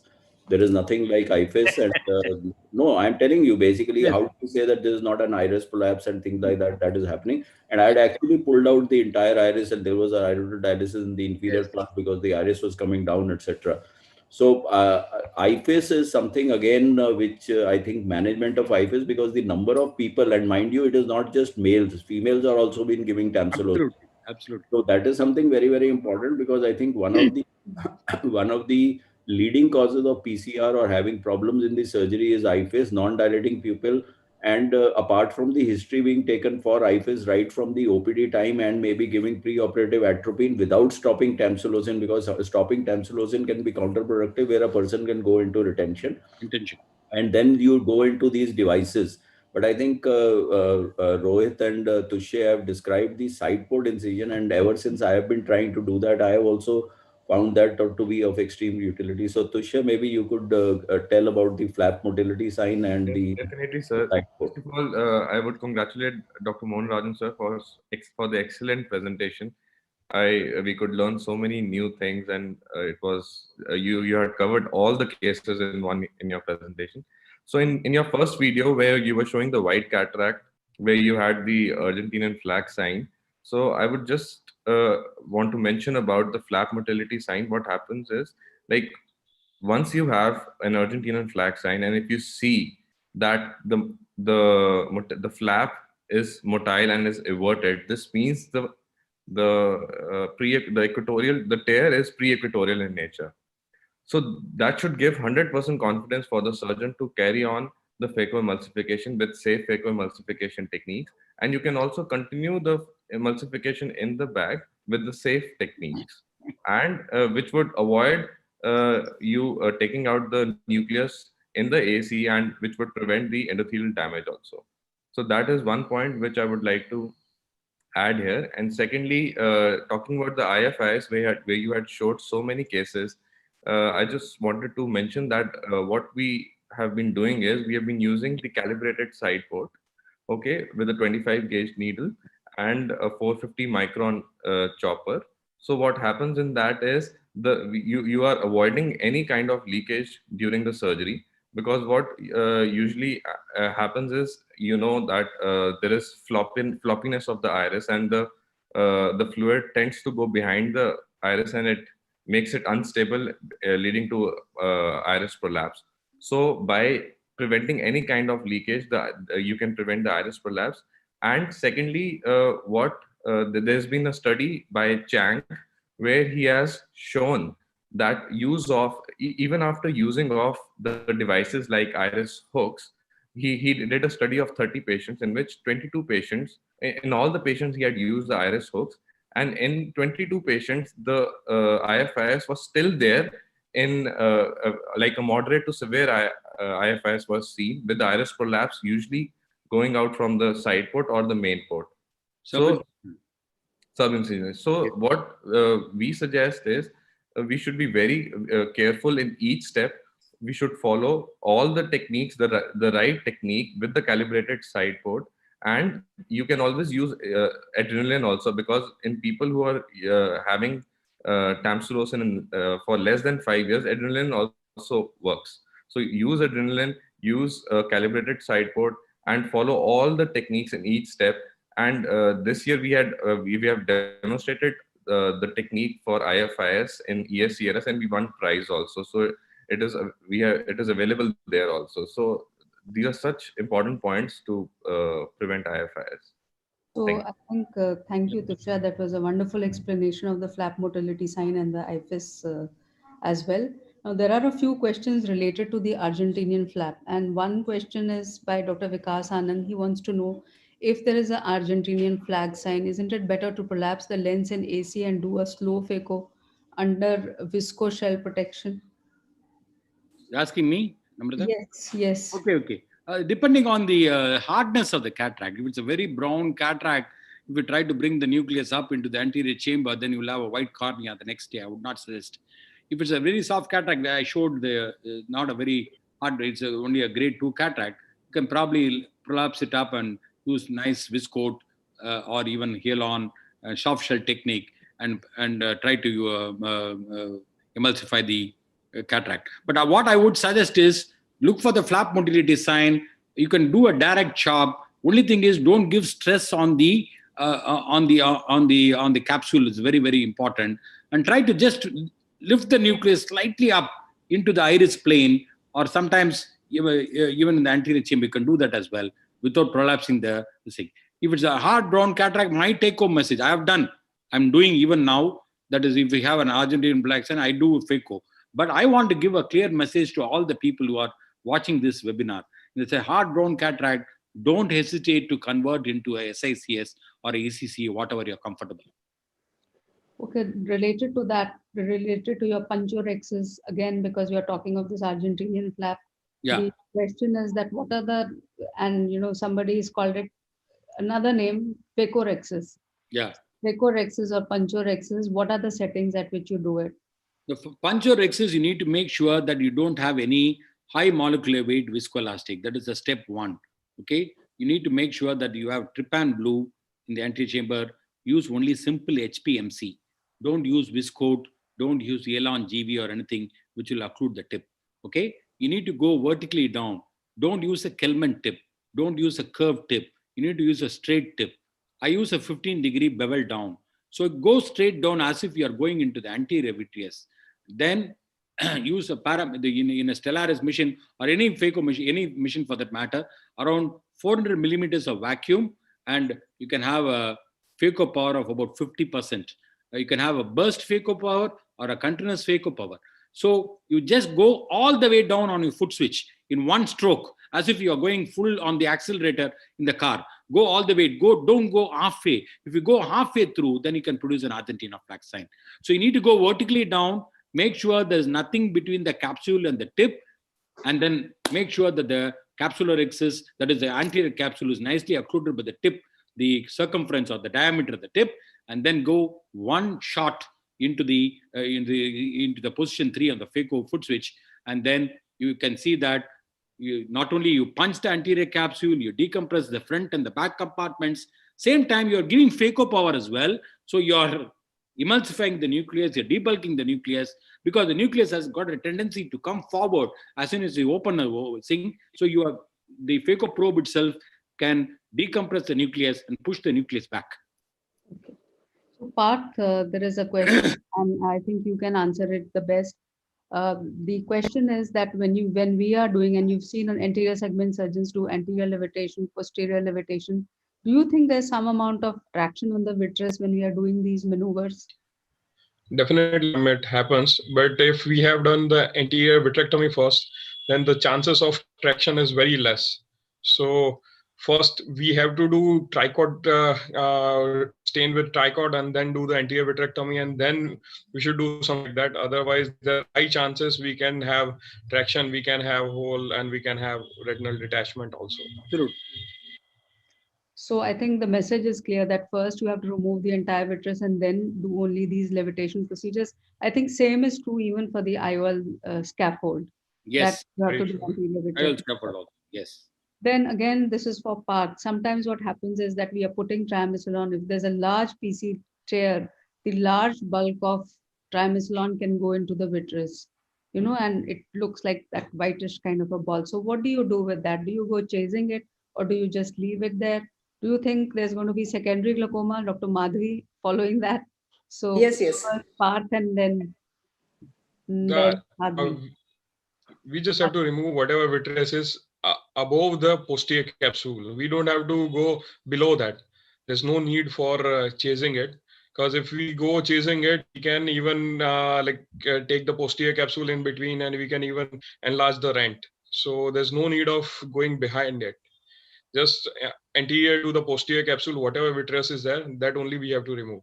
And if the bolus of that triamcinolone goes inside and your reflex becomes entirely white, then also, I mean, you have to do nothing about that. I think you should dilute the most important. We dilute it. Dilute it. 1:3 or 1:4.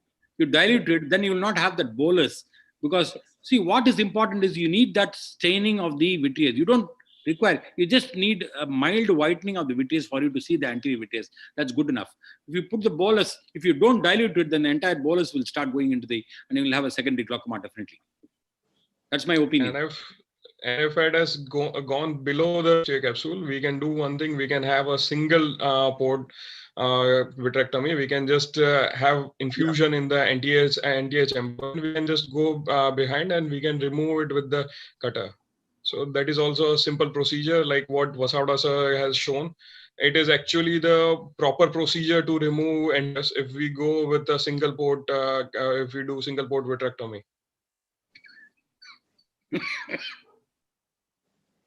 Very nicely you showed, Dr. Mohan, that if there's an arcuate incision which is leaking, that has to be sutured.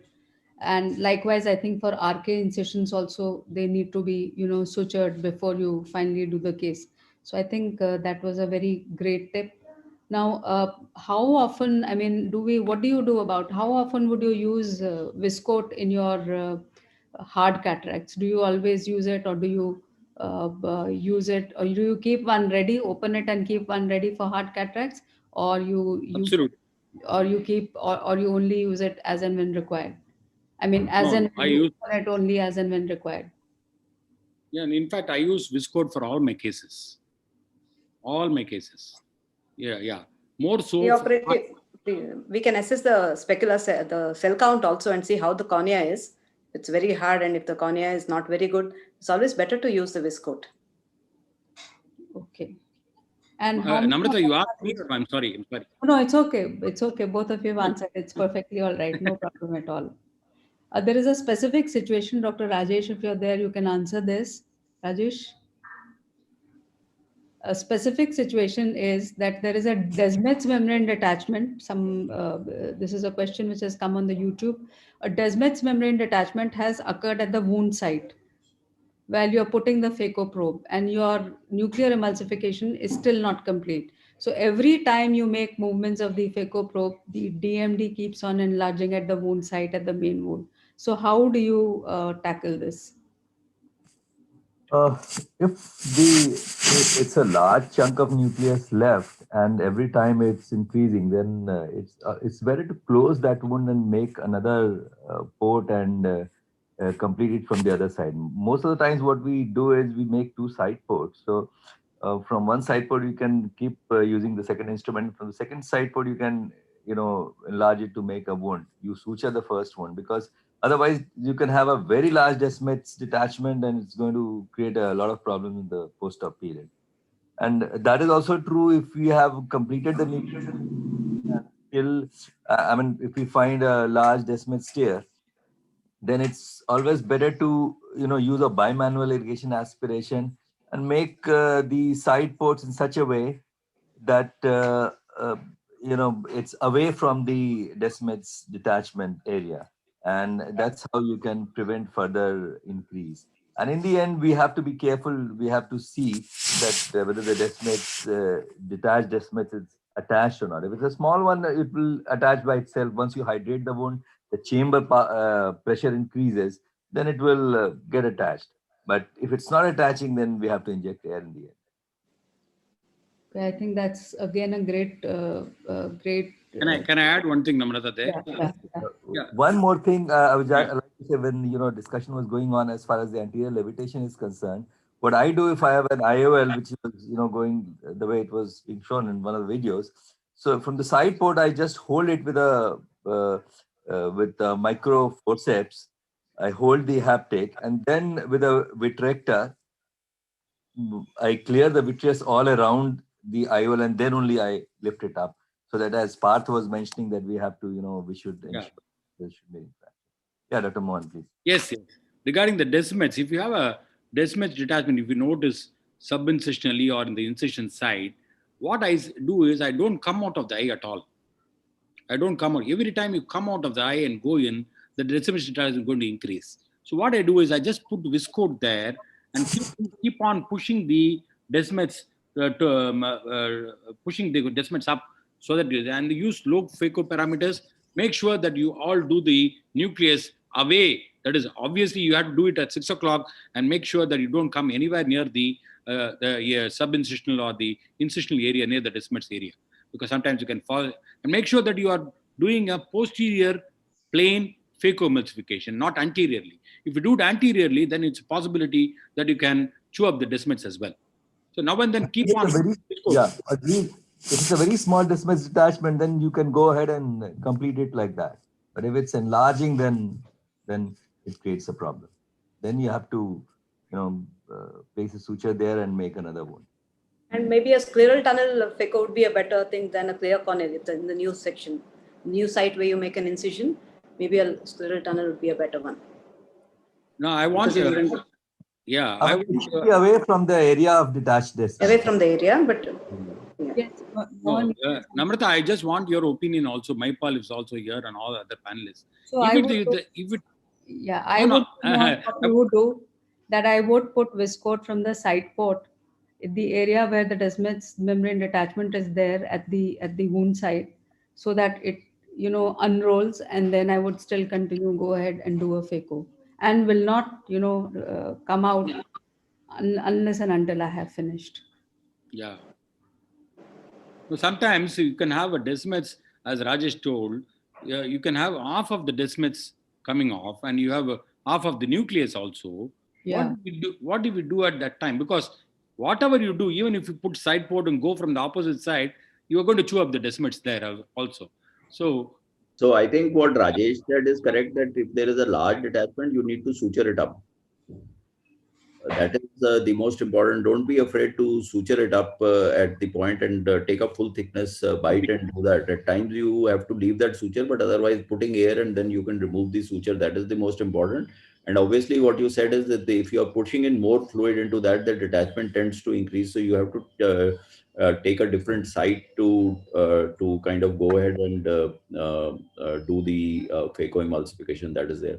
Often it's a very tricky situation because the nucleus, if it is hard and you have a large chunk of the nucleus that is there, then there could be a problem. And if you have a Descemet's detachment this early, it's obviously that the blade that you have used is blunt, and you have disinserted the Descemet's, or when you have put in the phaco probe at that particular time, you have gone into the wrong plane or tried to go, or even while you're doing a hydro, you have misjudged the thing that can be there. But the most important thing in a Descemet's detachment, according to me, is the early recognition, because otherwise you will tend to increase it. At times, I still remember Amar used to show a video called as Decimetorexes, where he kind of pulled out the Descemet's and yeah. So that causes a problem which is there. Okay, worst case scenario, we can call Namrata and Rajesh to do a dissect at the same time. That particular case, Amar, no? He did a Decimetorexes, and surprisingly, the entire Descemet's, the endothelium came back. Yeah. And he didn't have to do any dissect. I think now we can explain it, Mohan Rajan. There's a procedure called as Descemet stripping without doing a keratoplasty, where in very early Fuchs they just remove 5 millimeters of the central part of the Descemet's membrane, and what happens is from the periphery the endothelial cells migrate. So maybe when Amar described that many years ago, maybe that was the phenomena which had occurred, and it led to the clearing of the cornea. There's another very tricky question, and that is that if you have a very large tear in the posterior capsule, and what would be your option? Would you put ACIOL at that point in time? Now that we know about glued IOL also, would you put glued IOL because you wouldn't have made the flaps, and you would now make a flap in a hypotenuse eye, or would you do a glued IOL at a later date? And somebody's even also asked that ACIOL should be done at the same sitting or should be done at a later sitting. So there are 4 options. Yeah. So anybody can take that question, whosoever wants to answer. You want me to answer? Yeah. If you answer, then they'll all follow you. So we'll ask we will ask Tushya to answer it. So basically, if you have a tear in the posterior capsule, and if it is a round tear, then I suggest that we can put the IOL in the back. But if it is a linear large tear, as Sir had shown in a couple of videos, what I suggest is we should always either put it in the sulcus and do an optic capture, or you can do a glued or any scleral fixated IOL. That is what I suggest. And ACIOL, I usually don't put, so I don't recommend it. It's better to do a glued or a scale fixated IOL. So at the same sitting or a different sitting, or would you put Parth Rana's IOL, which is coming up now? In a separate sitting for the And second. so you will do it at the second stage. Large, it's very clearly it is large PCR. So you don't have the option, you don't have the sulcus and you don't have the option of a bag there. So Mohan, what would you want to say? No, I would do if I'm doing it in the same sitting, because this patient was very old patient, so I did an ACIOL, but I do a retro iris fixated lens. So that's an option for me. Or if I want to do a glued IOL, I do it in a different sitting. Okay. Yeah. My message, I would say, my message for all the missing is that if you have a PCR, you do a good anterior vitrectomy, then close it up. You can always tell the patient that your PC was thing, and then after a few weeks, sometimes you can have good fibrosis of the capsule. You can put a lens in the sulcus. Sometimes you do not know. You put a lens in the sulcus, and the next day you find it on the macula. So at that time, no, you are also in agitated state of mind. Your adrenaline is flowing. You cannot think properly. So what I would suggest is that you close it up and leave the patient aphakic. After about 3 weeks or 2 or 3 weeks, the eye is quieter at that time. You can plan your surgery, whether you want to put a lens in the sulcus because capsular X is intact, or you want to put a iris fixated lenses or a scleral fixated sutured or a glued IOL, whatever your choice, or Parth Rana's lens.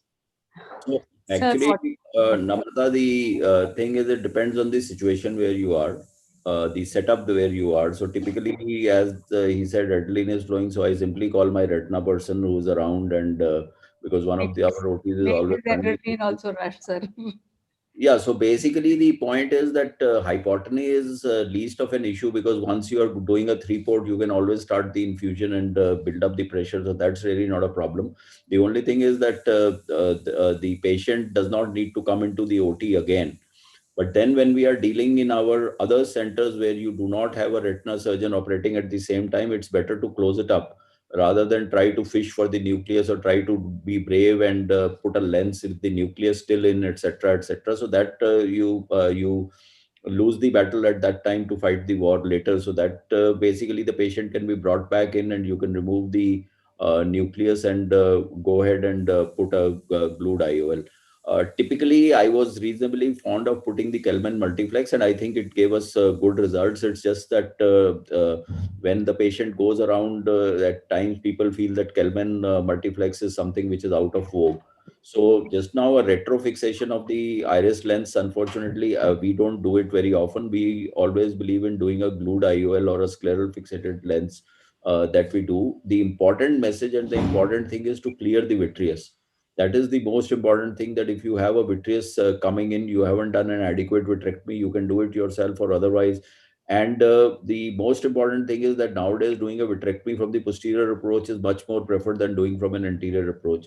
So more often than not, as anterior segment surgeons, we are not really trained to do a posterior approach until, of course, say a person is like Mohan Rajan who can do both anterior, posterior, or somebody like that.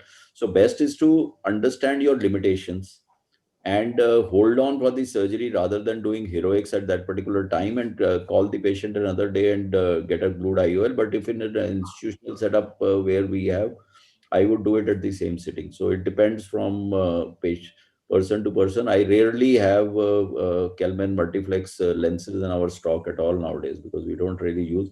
We have more of the 3-piece lenses that are available, because in case you need to put, the only thing is you need to switch over to a 3-piece lens. And somehow my surgeons prefer the MA60 to a Technis 3 or a Sensar. So we have a stock of MA60 for the glued IOLs. Madhuri, would you want to say anything? Yeah, just like how Sir was saying, that depends upon what is the setup that you have. If you don't have first and foremost, you have to be calm. You got to see how much is it, how bad is the situation, and what you have promised your patient. So you have to look into both. But in the good interest of the patient, I would still prefer to wait that day. And if it is not really, don't just shove in a lens because you've promised a lens. You wait, look at the condition, and then probably better to refer to a retina person, because we are not really trained for vitrectomy or for a scleral fixated IOL. But yes, I have put a few AC IOLs in the past, but they're all doing well. But that again depends People don't really, it's totally obsolete now almost. So better not to put a ACIOL, refer to a retina person at the earliest.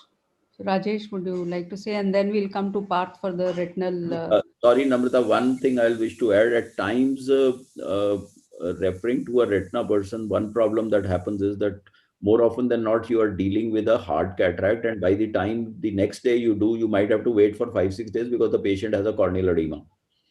Because you have messed up the surgery, or there has been some complication in the surgery, and corneal edema tends to set in by that particular time. So at times there is nothing lost. We have had cases where there has been a problem and the patient has been asked to wait for 4, 5, 6, 7 days till the corneal edema goes off, because the retina guy needs a good view to do that. So that is the other thing, that at times this could be a kind of a spin-off. So if you have a retina person at the same time, then the corneal edema doesn't set in that soon. Like he's immediately going and doing it. At times you're doing it under topical, so you have to give a parabulbar at that time rather than a peribulbar, and kind of supplement the anesthesia to the patient to take on for the crude IOL. Rajesh, what would you want to say about this? Yeah, if it's a large tear, then many times we have enough sulcus to put the IOL in the sulcus. But if it's not there at all, and there's a dialysis, a tear, and everything is gone, there's no capsular support, I think it depends on how much manipulation one has done. If there's not too much of manipulation, definitely at the same sitting, we can go ahead, put a suture, put a AC maintainer, and as Mahipal sir was mentioning, put a subtenon block. Subtenon block, you just require to put 2 to 3 ml. It doesn't increase the intraocular pressure too much. So you can do that. And then what we can do, we can create the flap and then do a blue dial technique at the same moment, at the same time, the same sitting. So that's not an issue. But if we have done a lot of manipulation and too much of vitrectomy has been done, it's a very high, it has become very hypotenuse or things like that, then one can wait for maybe a week or 10 days and do it at a second sitting. What is most important, again, I will also emphasize what Mahipal sir has already told, that we have to be absolutely clear that the vitreous is completely out. And most importantly, sometimes what happens that there's a strand coming up to the wound that has to be definitely removed. And of course, all the vitreous from the anterior chamber. So, I mean, these are the things that we have to consider. And if it's a very old patient, I mean, I hardly do these days ACIOLs, but if it's a very old patient, I won't hesitate in putting an ACIOL if there's a nice iris and everything. So Parth, what kind of a patient would you want after all the botching up that has been done for you to, take out the nucleus and put the lens, and which lens? First of all, we don't any of the AC lens, like in any of the cases. Like most of the cases, like we use my lens or iris fixated lens. Iris fixated lens, they work nicely in most. One more thing I wanted to tell, like as Mahipal sir told, like if patient is coming to us on next day or later than that, so there'll be a corneal edema and we are having some kind of issues in visualization. So what we ask our like referring doctors to send the patient on the same, take the patients immediately. Like whenever, whichever day this has happened, we do it like within hours. So usually before the corneal edema settles, we try to remove the nucleus and try to put the lens on the same day. And if the surgery is finished on the same, patient is also having satisfaction, even though like patient has to undergo like 2 surgeries, but patient will have one thing, like by the night he'll have the lens in his eye will be clear. So usually like whenever nucleus drop is there, it's better to explain the patient even ask the retina surgeon to take this as an emergency. We take kind of cases as emergency. And one more thing I just wanted to mention, like we are usually doing a lot of traumatic cataracts and complex. As Mohan Rajan sir told, like very nice techniques about this Argentinian flag sign, how to prevent. We usually use our vitrector. We usually use our vitrector to do the capsulotomy. So it's quite easy, and it is usually short. Like we have not faced any Argentinian signs when we are doing with this vitrector, because what we do, like we aspirate at the same time and we cut at the same time. So the chances of this Argentinian flex sign is very minimal with that. So we can use most of the Phaco machines if we see nowadays, all of them are having anterior vitrectomy. So if we are prepared, like we have the anterior vitrectomy ready, then it's very easy, I think. Okay, so thanks for that. Any other comment or any other?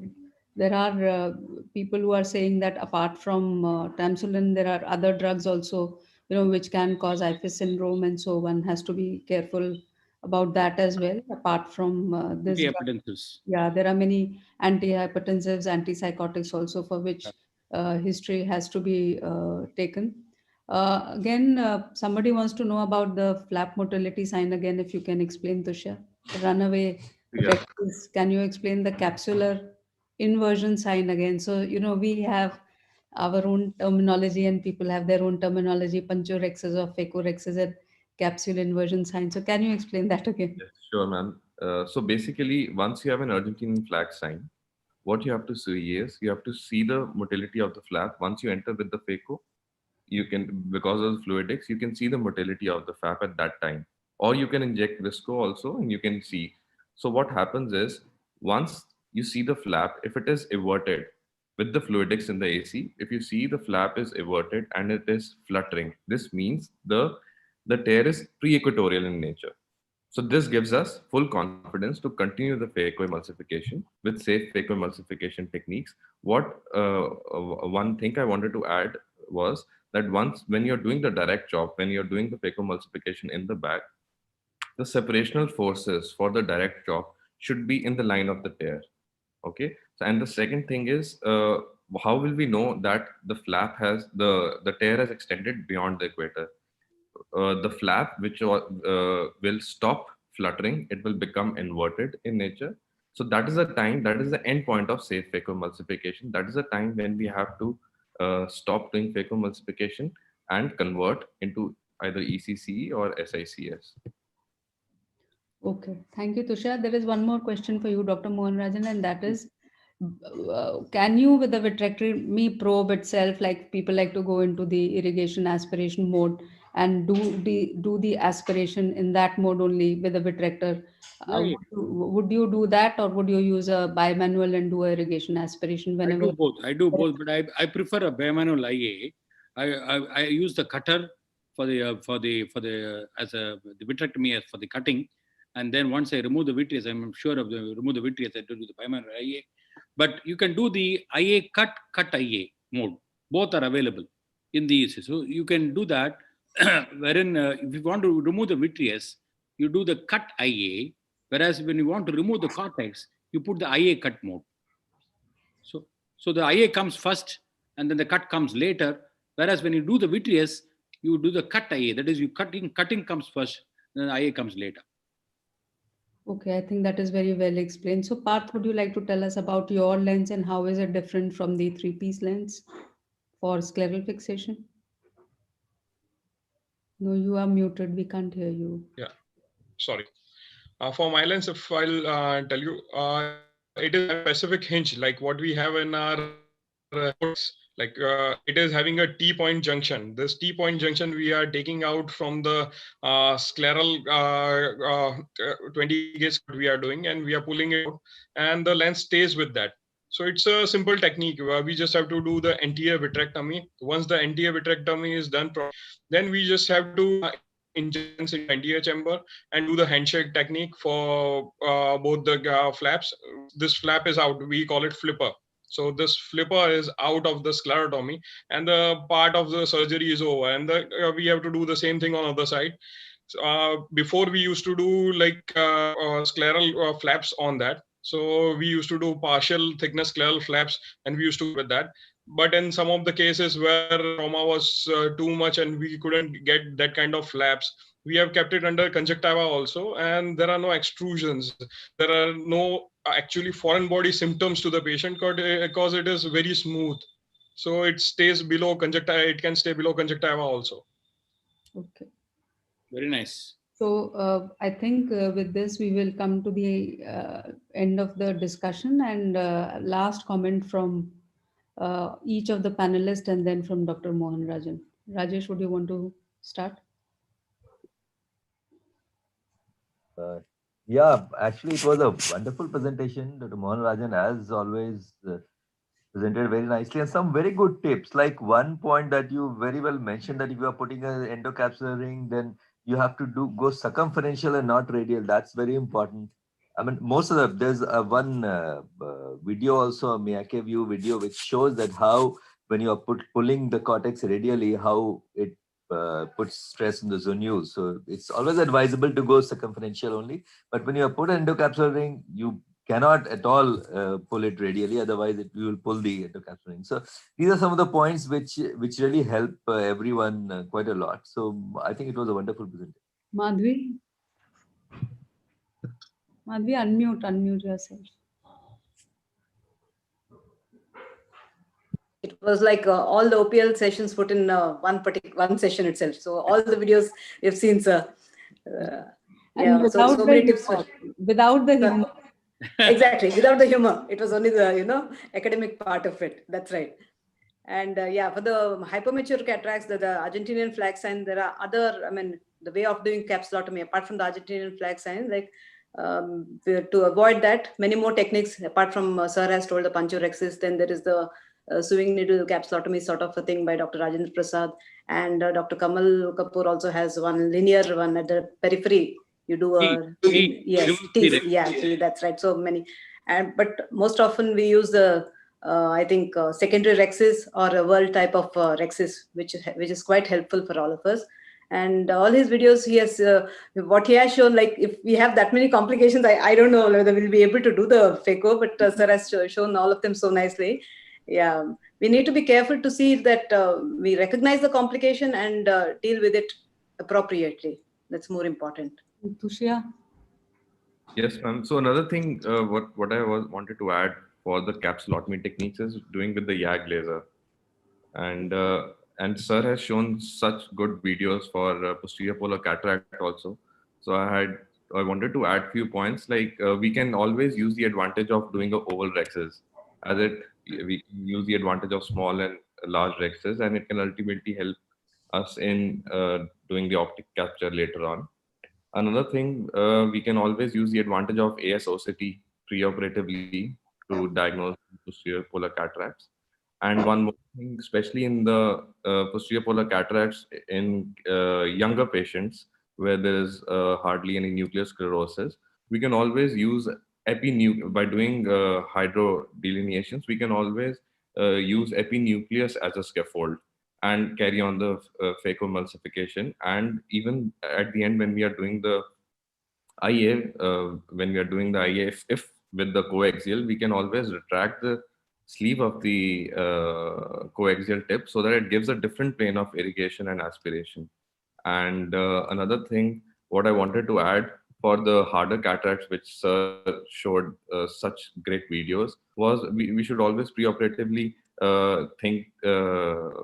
see the ACD also and the nuclear thickness also, so that suppose if the thickness is more, we can always choose the chopper, the sharp chopper size, the size of the tip of the chopper, we can always decide with the nuclear thickness.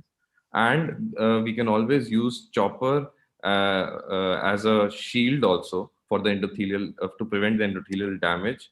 While emulsification of the nucleus, what we do is we usually use we place the chopper horizontally, and we use the shaft of the chopper and the tip of the chopper as our advantage, because when we are emulsifying the nucleus, there's a lot of chatter, and the nucleus pieces tend to hit the endothelium. So we use the chopper as a shield for the endothelium. And rest, I think everything was so nicely demonstrated by Sir. Thank you for such good videos, Dr. Mohan Rajan, sir. Thank you. Would you want to say something? And then we can request Dr. Mahipal, sir. Yes, Parth? Yeah, it was explanation by Mohan Rajan, sir. So very few points. Actually, there are minimal points. Like just thing, like when rent is there while doing surgery, we just have to put maximum visco and decrease the water light. That is the main key point. And I think once vitreous is coming out, if you nucleus going down, don't try to fish out first do the vitrectomy. Don't try to pull it. If you pull even a single strand and if hole is there, then there'll be a major damage can happen to the patient. So that is otherwise Mohan Rajan sir has told like very nicely, and whoever is learning Phaco, I think they should see his videos only, because this is really a masterclass what he gave. So I don't have to say much. Thank you. Thank you, Parth. I think we've had one of the highest viewerships for a masterclass today, both at the YouTube as well as at the Facebook and at the login. So, sir, Dr. Mahipal, sir, you would like to conclude? Thank you very much, Mohan. I think a great collection of videos, and it shows that you have done a lot of cases, and storing your complications and showing them, I think, is the most important, because you want others to learn. And if you share your wisdom to others, I think that is the best service that you are doing. And always a pleasure to listen to you, Mohan. And I would say that complications is something that most of us dread, because in today's paranoid world, or the deteriorating patient-doctor relationship, a complication is equivalent to negligence. And that is the biggest problem that is there, that if you have a PCR or something like that, and there have been unfortunately certain court cases also which have gone against the ophthalmologist for a PCR and things like that. So it is very, very important that we try to take care of the complications, so that there is no harm that is done to the ultimate recovery of the vision. And one thing that I'll wish to tell everybody, or request everybody who is there, is that please do not badmouth a case where there is a complication, like using a word ke ye kya kiya, isne teri aankh phod di, and those kind of things. Such loose statements have often ended up with patients just picking up, because the patient is wanting to pick up a letter or something like that, which is there, that isne ye kyun kar diya, ya ye kaise hua. There are a lot of loose statements that are being made, and unfortunately, I think the higher we go, the more onus on us is there, that we should not comment on anybody. And at least I make it a practice that if a patient comes to me and says, "Ke bhai, jo kuch bhi," the first thing I say, "Ke he's done a good job, and this can happen to the best of everybody, and don't worry about it, etc., etc." So just maintain the camaraderie that you should have with your fellow ophthalmologist, even if you may be having a healthy competition, or you may be jealous of him, or whatever it is. I think it is best to, because you can be on the other side of the table once you have that. So that is something very, very important, that if you are operating, you will have complications. It is our duty to kind of manage the complications to the best ability. If you cannot manage it yourself, refer it to somebody else, and so that we can do a job, and finally you get a good outcome. And do not badmouth a complication that another fellow ophthalmologist has done. So thank you, Mohan. I think it's a great presentation. Always a pleasure listening to you.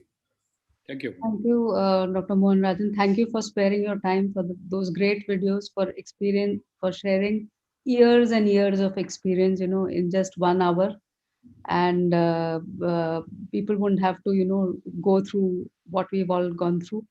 And I would like to thank each one of you for being here and for sparing your time at this masterclass. I would like to thank our audiovisual team, Mr.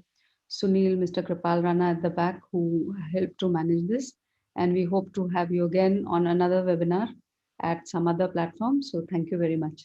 I just want to have one final. Namrata, let me thank the AIOS, Namrata, Mahipal, Rajesh, everybody for the wonderful opportunity. It's a great honor to be a part of the AIOS webinar. I just want to give one message for all the people, delegates who are watching here. Please record all your surgeries. Every day I record all my surgeries from morning to evening. And the evening, then I sit down and find out what are the complications I have on that particular day. Those videos I collect and keep it, archive it. So please record it, because you do not know when the complication is going to come. All of a sudden it will come, and you will not have the recording at that time. Okay. So please record all your videos. And that is what I have done for the past 25 years. And that is the reason why we have got so much of collection. Thank you very much for that opportunity. I completely agree with you, Mohan. And I don't even make a side port till the recorder is on. So Yeah. And that we've been doing since Dr. Dada's days, because that's what he taught us, and that's what he, demanded of us. So I think that this is the most important lesson of the day. Yes. That please don't make a side port also unless your recorder is on. Absolutely. Nowadays, the recording systems are so good that you know that you're recording when you're recording. Earlier, when we used to have those video cassettes, etc., we used to start to record and realize that it is not recorded. It used to be so disheartening. So I think when all these opportunities are there, I think that is the message of the day, that please record, and evaluate. So thank you so much, Mohan. Thank you. Thank you. Thank you very much. Yep. Good night. Good night. Thank you. Thank you. Bye. Thank you. Bye, Tushar.